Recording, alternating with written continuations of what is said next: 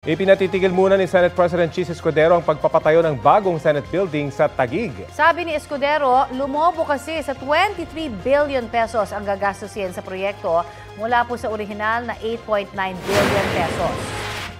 Sabi po ni Escudero, lumobo kasi sa 23 billion pesos ang gagastusin nga ho mula doon sa 8.9 billion pesos na halaga nito. Wala naman daw nakikitang anomalya si Escudero pero gusto muna niyang pag-aralan kung bakit lumobo ang halaga ng proyekto.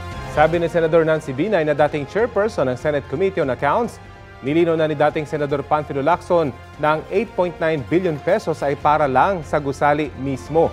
Hindi pa raw kasama dyan ang interior design at iba pang gamit sa loob ng gusali.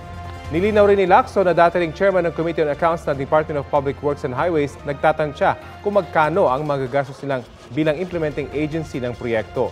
Desisyon pa rin daw ng Senado kung tatanggapin nila ang isinumiting cost estimate. Ang Committee on Accounts ang umahawak sa lahat ng gastusin ng Senado. Giit naman ng DPWH, walang irregularidad sa itinatayong Senate building. Mahigit 11 billion pesos daw ang gastos sa dalawang phase ng proyekto na aprobado na ng Senado. Tinatalakay na raw sa Senado ang budget para sa Phase 3 ng proyekto.